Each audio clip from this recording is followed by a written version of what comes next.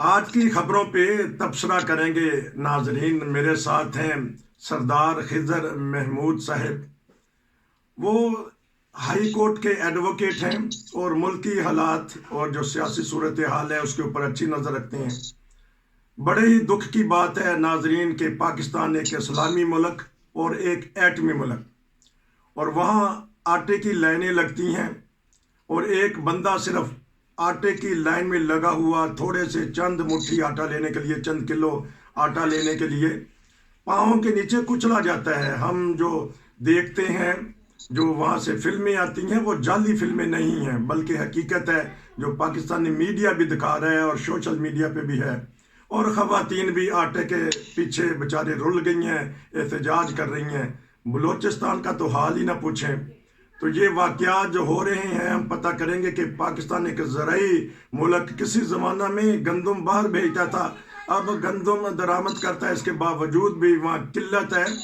تو یہ قحط سالی کن کی وجہ سے آئی؟ ہمارے جو حکمران ہیں ان کے، اگر ان کے ٹور دیکھیں اور ان کی شان و شوکت دیکھیں، بہت بہت بڑے بنگلے، اور اسی طرح جو ہمارے بزنس مین ہیں ان کے بہت بڑے کاروبار، اس طرح کے وہ اربوں کے حساب سے امیر ہیں، لیکن ہماری عوام جو ہے آٹے کی وجہ سے رل گئی ہے۔ دیہڑی دار طبقہ تو ویسے ہی مار کھا گیا ہے۔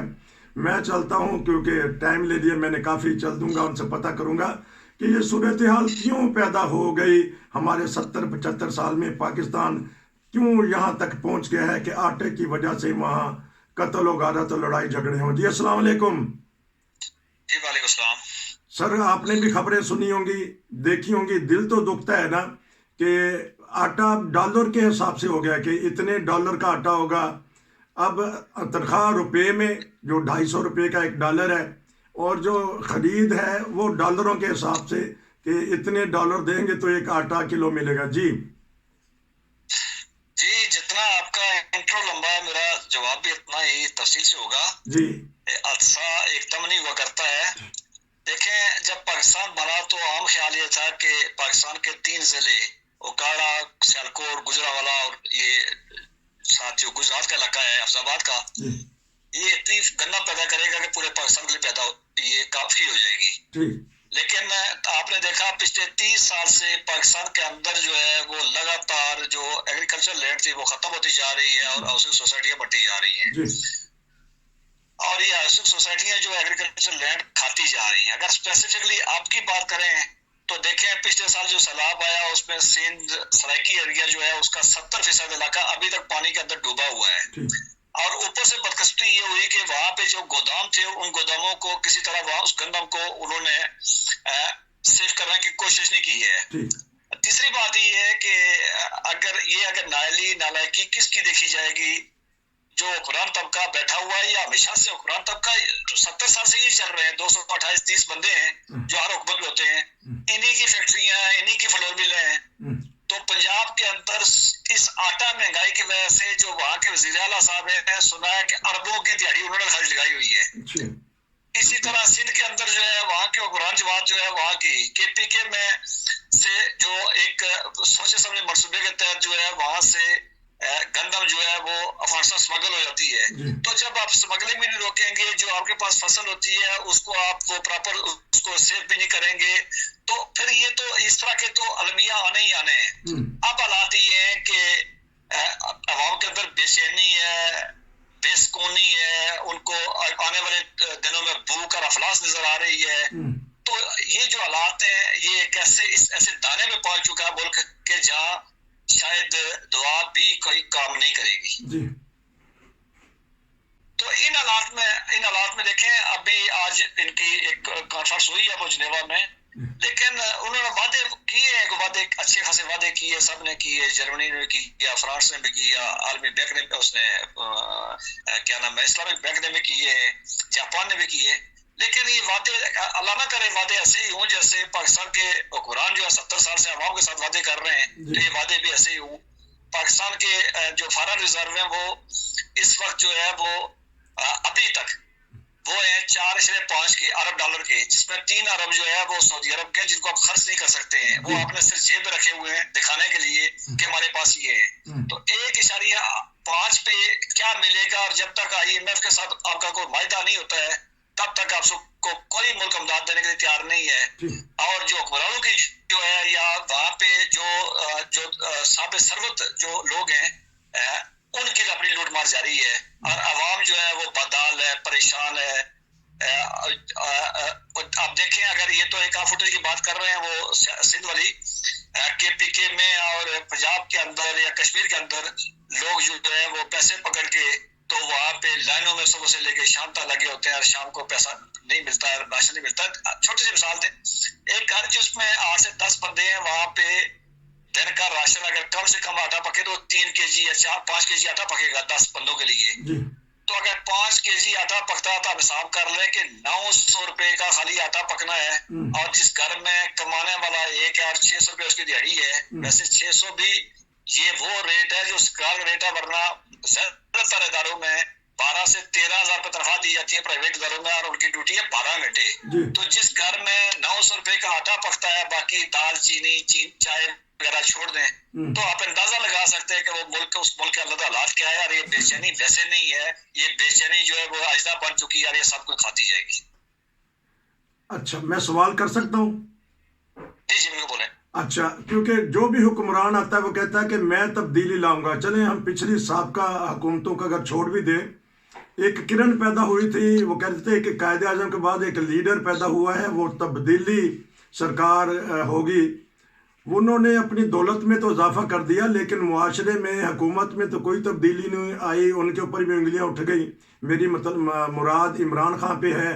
آج کل وہ فوج کے اوپر خوب تنقید کر رہے ہیں، اپنے موصلوں کے اوپر. کل بھی انہوں نے باجوہ صاحب کا نام لے کر اتنا تو جو دشمن فوج ہے وہ نہیں کسی سپہ سالار کو کہتی جتنا ہمارے عمران خان کہہ دیتے ہیں. ان کے زمانے میں کیوں تبدیلی نہیں آئی؟ کیا وجہ بن گئی؟ دیکھیں، پہلی بات یہ ہے کہ آپ نے بات کی اس حکومت کی، تو بڑی دلچسپ بات یہ ہے کہ کل ایک نئی رپورٹ آئی ہے کہ پچھلے 5 سال میں جو حکمران طبقہ ہے، MPs MNAs 1000 جو لوگ جو ہے وہ اسمبلیوں میں جو ہے ان کی دولت میں 85% اضافہ ہوا. اچھا. عمران خان، شیخ رشید اور شاہ محمود قریشی جو زیادہ کرتا درتا، اسد عمر، ان کی دولت میں 300 سے لے کے 1000% تک اضافہ ہوا ہے یہ 5 سال میں. جہاں تک تعلق ہے باجوہ صاحب پہ، تو میں ایک بات، یہ بات سچ بات ہے کہ چلے عمران خان صاحب جب ان کے ساتھ تھے ان کو ایکسٹینشن بھی دی، اور اس کے بعد انہوں نے پھر ان کو ایکسٹینشن دینے کی کوشش کی. عمران خان صاحب کے اپنے ذاتی مفادات ہو سکتے ہیں، لیکن اگر یہ سسٹم کلپس کیا تو اس سسٹم کو کلپس کرنے کی سب سے بڑی وجہ باجوہ ڈاکٹرین بنا ہے. باجوہ ڈاکٹرین یہ تھا کہ تمام سیاستدانوں کو باقی کو خراب کرو اور ان کو ہٹایا جائے پیچھے، اور عمران خان کو آگے لے کے لایا جائے، اور یہ سیلیبریٹی ہے، یہ پیسے اکٹھے کرے گا دنیا سے، اور یہ سارے مل کے کھائیں گے. باجوہ صاحب کے بارے میں جو رپورٹس آ رہی ہیں، پاکستان کا اپنا میڈیا رپورٹ کر رہا ہے کہ جی وہ 12 سے 14 ارب ڈالر وہ لے کے گئے وہاں سے. سچ ہے جھوٹ ہے، لیکن یہ ہے کہ ان کو جواب دے ان کو آنا ہوگا، یا کہیں سے اگر پاکستان کا احتساب کا کوئی ادارہ ہو، لیکن جو بھی دے رہے ہیں وہ تو بہت ساری باتیں کر رہے ہیں. تو باجوہ ڈاکٹران یہ تھا کہ عمران خان کو لایا جائے اور اس کو آگے کر کے اکٹھا کیا جائے. تو بیسک یہ عمران خان کی جو ہے وہ نالائکی یا نائلی تو تھی، لیکن عمران خان کی اگر کوئی ڈیلیور نہیں کر سکا تو یہ بیسک آپ سمجھ لیں کہ باجوہ ڈاکٹران کی. اچھا، اب پھر جب عمران خان صاحب کو ہٹایا گیا، ہٹانے کی بڑی وجہ یہ تھی کہ ان کو خطرہ یہ تھا کہ شاید بجٹ پاس نہ ہو. تو آپ اندازہ لگا سکتے ہیں کہ جب ایک ملک جس کی جو سیکورٹی اسٹیٹ ہے، جس کی 16 سے 17 لاکھ جو ہے وہ لا انفورسمنٹ ایجنسیز ہوں، اگر وہاں بجٹ پاس نہ ہو تو پھر کیا ہو سکتا ہے. تو ان کو ہٹانے کے بعد لایا گیا، پھر مفتہ اسماعیل آیا. مفتہ اسماعیل نے بظاہر بڑے مشکل اسٹیپ لیے، اس نے مشکل فیصلے کیے، لیکن کچھ لوگ کہنے والے کہتے ہیں کہ وہ بھی باجوہ ڈاکٹران پہ پورا نہیں اترا تھا، اس لیے ہٹایا، اس کو لگایا گیا. اب آئے جناب اسحاق ڈار صاحب آئے. اسحاق ڈار صاحب اس معاملے میں پہلے ہی ان کی کوئی اتنی اچھی جو ہے وہ ریپو نہیں تھی. وہ آئے، انہوں نے 5 سال کا اپنے سینیٹرشپ کے 72 کروڑ روپیہ جو ہے انہوں نے اس ملک کے خزانے سے انہوں نے تنخواہ وصول کی ہے سینیٹرشپ کی. جب اس طرح طرح کا اندھے ریڑیاں بانٹ رہے ہوں گے, ہر طرح لوٹ. ابھی بھی کچھ خبریں آ رہی ہیں کہ کوئی مرسیڈیز گاڑیاں باہر سے منگوائی جا رہی ہیں. تو ایسے معاشرے میں کیا کریں گے یار, آپ کس کو الزام ٹھہرائیں گے, آپ کا مرود الزام ٹھہرائیں گے؟ اچھا اب بتائیے گا, کیونکہ آپ وکیل ہیں اور آپ کی نظر جو ہے نیچے طبقہ پر بھی ہوتی ہے, تو کیا بنے گا ہمارے غریب طبقہ کا؟ آیا یہ سری لنکا والا حساب یا ارجنٹینا والا حساب یا لوٹ مار ہوگی آنے والے دنوں میں؟ کیا خطرات منڈلا رہے ہیں؟ کیا پھر یہ ضبط ہو جائے گا ہمارا ڈالر جو پڑا ہوا ہے بینکوں میں؟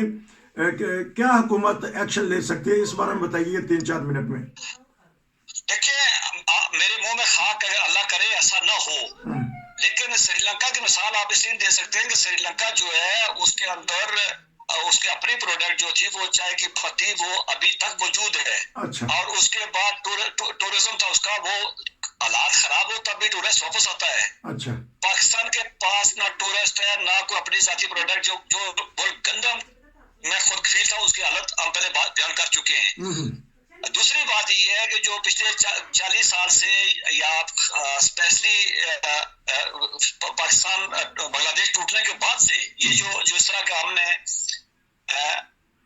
تفریق والے لوگ اور بہت ساری چیزیں کام ہم نے جو کیے ہوئے ہیں معاشرے کے اندر, جو بے چینی ہے, پریشانی ہے, اس کے بعد تقسیم ہے, تفریق ہے, یہ ہے. اور دوسرا آپ نے کہا غریب طبقہ. دیکھیں میں نے آپ کو کہا کہ ایک عام گھر میں جس گھر میں 3 سے 5 کلو آٹا پکتا ہے تو وہ 1000 روپے کا خالی آٹا پکے گا. جو بندہ 12 گھنٹے ڈیوٹی کرتا ہے اس کی تنخواہ اگر 12 سے 14 گھنٹے آپ کی اس کی تنخواہ ہو تو آپ اندازہ لگا سکتے ہیں اس کا گھر بھی کرائے گا, اور بجلی کا بل کتنا آتا ہے کسی کو کوئی اندازہ نہیں ہے, گیس نہیں ہے, لکڑی ناپید ہے. اس کے بعد آپ اندازہ کر سکتے ہیں کہ وہ کس دانے پہ بیٹھا ہوا ہے. تو خطرہ تو یہی ہے کہ اگر یہ نہ سنبھالے گے تو یہ خانہ جنگی طرف جائیں گے. دوسری بات یہ ہے کہ 2 ارب ڈالر جو ہے وہ تقریباً اسی ہر ماہ جو ہے یہاں سے وہ افغانستان جا رہا ہے, اسمگل ہو کے جا رہا ہے. اور آپ کو بھی یہ یاد ہوگا کہ پچھلے دنوں ایک بیان آیا تھا خیبر پختونخوا اسمبلی کے کسی ممبر کا کہ سوائے 2 اسمبلی ممبران کے علاوہ باقی سب طالبان کو بتا دیتے ہیں, اور بتے والا کام بالکل موجود ہے. عمران خان کی پارٹی کے لوگوں نے, تاجروں نے, ٹریڈرز نے, انہوں نے خط لکھے ہیں, انہوں نے پولیس کو اپروچ کیا ہے کہ جی اس کا.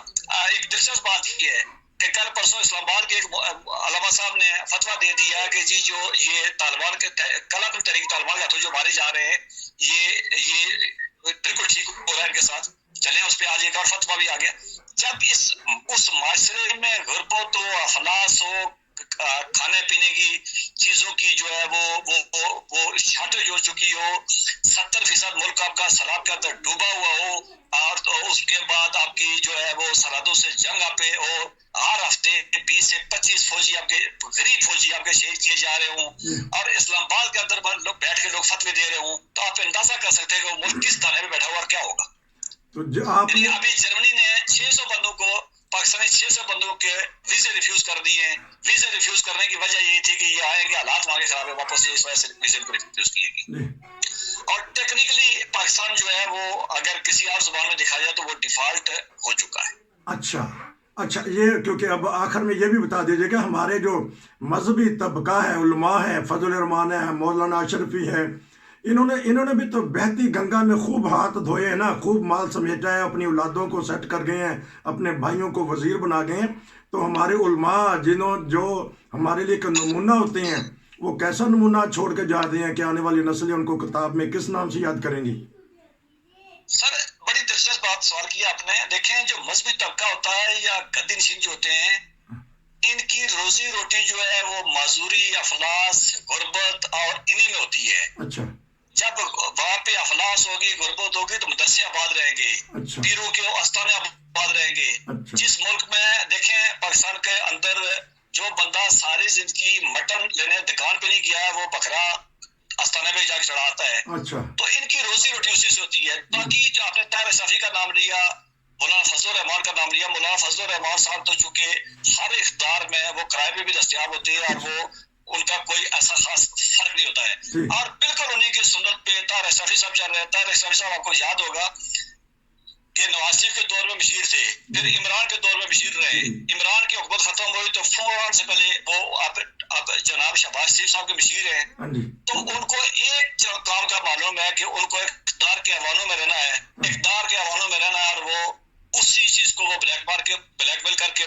کرتے ہیں اور اسی سے چونکہ وہ اقتدار میں کے حوالوں میں رہ کے اپنے فرقے کی یا اپنی سوچ جو ہے، فکر جو ہے، یا ان کے جو پس پردہ جو منصوبے ہیں انہی کی تکمیل ہو سکتی ہے، اور وہ یہ کام بڑے شوق سے کرتے ہیں۔ ان کا تعلق مہنگائی سے نہیں ہے، آپ یاد رکھیں ان کو مہنگائی جو ہے ان کے لیے نعمت ہے، غربت ان کے لیے نعمت ہے، افلاس ان کے لیے نعمت ہے، کہ جب اگر یہ چیزیں ختم کر دیں تو پھر نہ یہ مدرسے آباد رہیں گے، نہ یہ رہیں گے یہ کیا نام ہے آپ کے آستانے آباد رہیں گے۔ ایک بات میں صرف چھوٹی سی بات کہوں کہ مجھے بتا دیں کہ کون سی سائنس ہے پاکستان کے اندر کہ پنڈی والے مدرسے میں بچہ جو ہے وہ آ کے پڑھتا ہے چترال کا یا چلاس کا یا اٹا آباد کا، اور پنڈی والا بچہ جو ہے بہاولپور میں پڑھتا ہے؟ ایسا کیوں نہیں کیا جا سکتا ہے کہ وہ بچے جو ہیں جس علاقے میں رہتے ہیں مدرسہ وہاں پہ اسی یونین کونسل میں اندر بچہ وہ رہے، وہ پڑھے؟